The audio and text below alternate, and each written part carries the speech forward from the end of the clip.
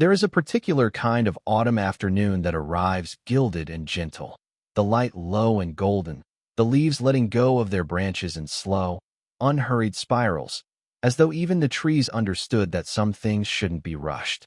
It was on an afternoon exactly like that one, a Saturday in mid-October, the park along Willow Pond Drive scattered with fallen leaves the color of amber and rust, that a woman named Vanessa Croft sat alone on a black iron bench near the water, holding a cup of coffee that had long since gone cold, watching the light move through the branches and thinking, as she often did on weekends, about absolutely nothing in particular. That was precisely the point. She had not expected, on that bench, on that afternoon, to be approached by an 8-year-old boy holding a single folded piece of paper, walking toward her with the careful, deliberate steps of someone who has rehearsed something important and is determined not to lose his nerve before delivering it. The boy's name was Charlie Hartwell. He had sandy brown hair, slightly mussed from an afternoon of running around the park, and wore a blue zip-up hoodie, clearly chosen by someone who understood that October afternoons could turn cold fast once the sun dropped behind the tree line. He stopped a few feet from the bench and held the folded paper out toward Vanessa with both hands, with the formal seriousness of a child handing over something he considers official. "Excuse me," he said. "Can you read this, please?" Vanessa, startled out of her quiet thoughts, looked at the boy, then at the paper, then past him toward the path, where a man, presumably the boy's father, was walking quickly toward them, a brown paper bag in one hand, his face carrying the particular urgent embarrassment of a parent who has just realized, a few seconds too late, exactly what his child is doing. "Of course," Vanessa said carefully, taking the paper. She unfolded it.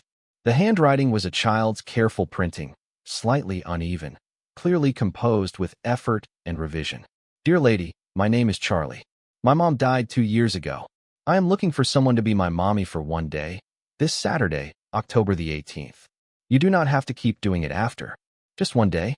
My dad is sad a lot even though he tries to hide it, and I think it would help if we had a nice day with a mom in it again. You seem nice. Would you please consider it? Thank you. Charlie Hartwell, age 8. Vanessa read the note twice. Something moved through her chest she didn't immediately have words for. Not quite sadness, not quite tenderness, but some tangle of both, the ache of being handed, without warning, a piece of someone else's private grief. Before she could respond, the man arrived, slightly out of breath, his face flushed with the particular mortification of watching your child do something you had no time to prevent. "I am so sorry," he said quickly, reaching for Charlie's shoulder. "Charlie, you can't just, we've talked about this, buddy. You can't hand notes to strangers in the park."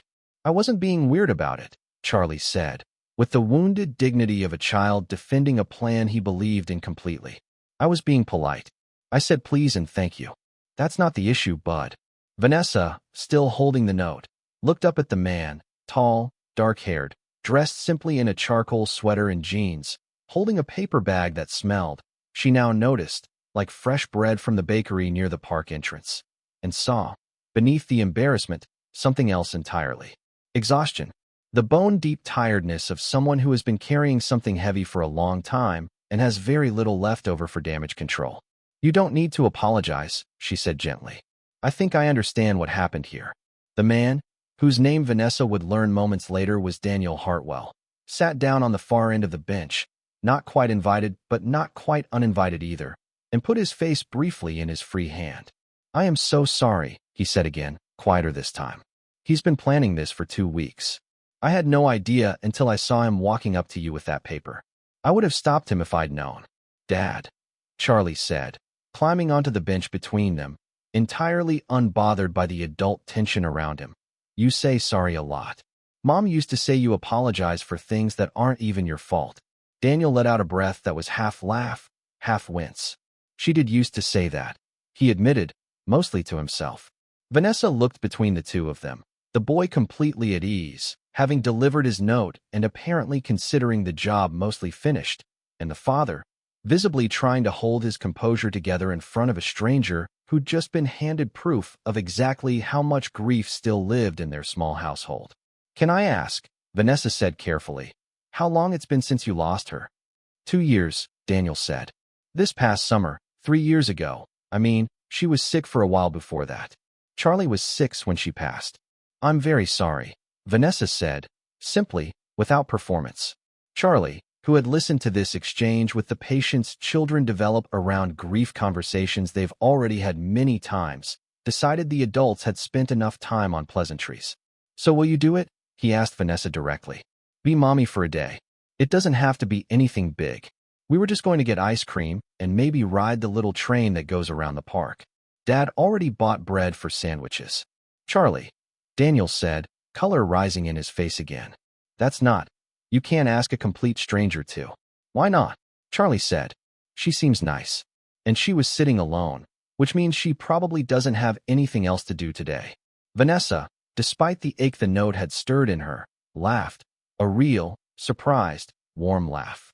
That's excellent detective work, she said. I am, in fact, sitting here alone with absolutely nothing else to do today.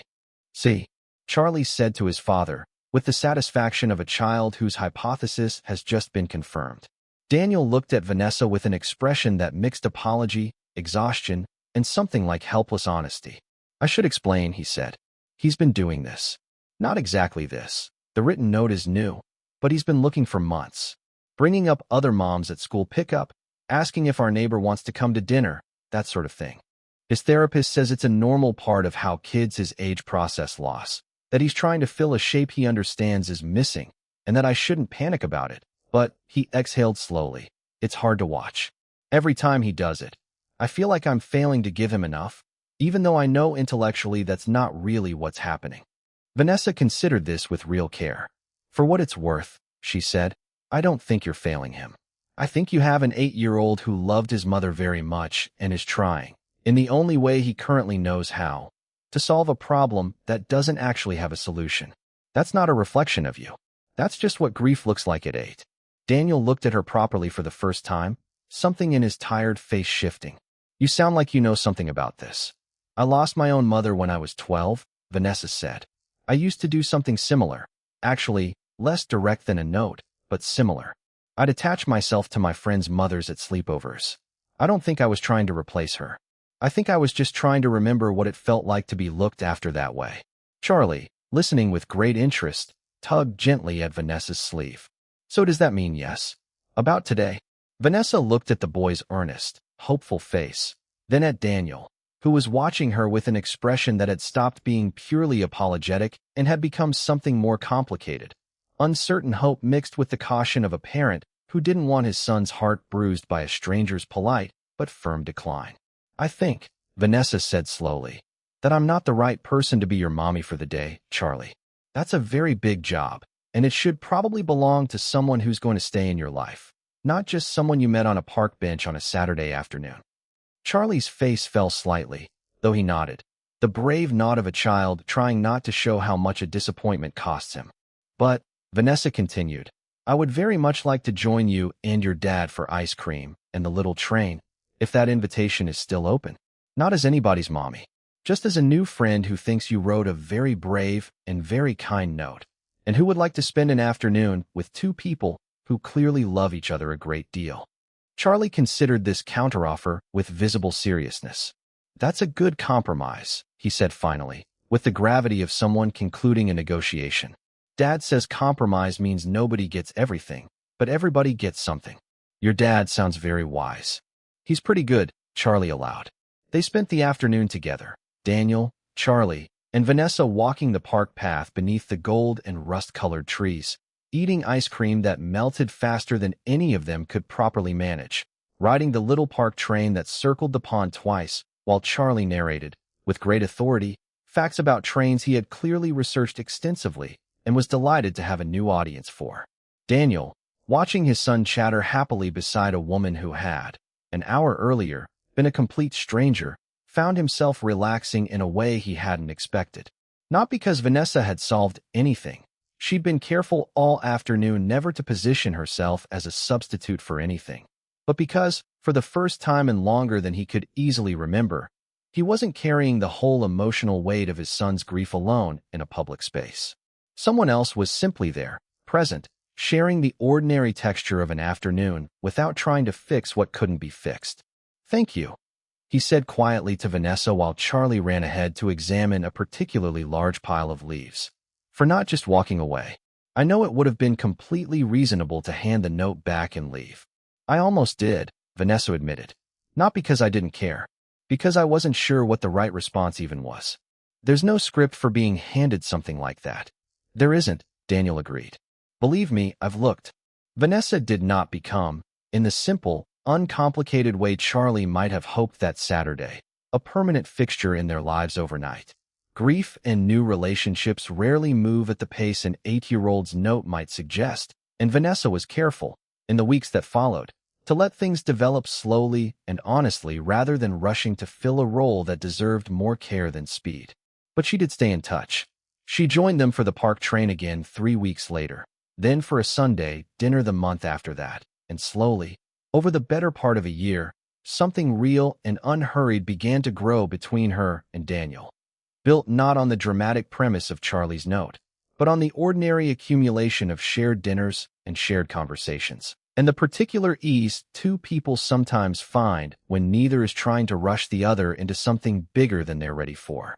Charlie, for his part, eventually stopped searching for substitute mothers in quite the same way.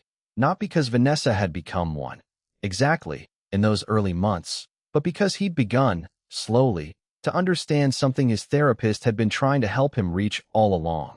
That grief didn't require a replacement to soften. It simply required time, patience, and the gradual addition of people who cared about him without erasing the person who'd come before.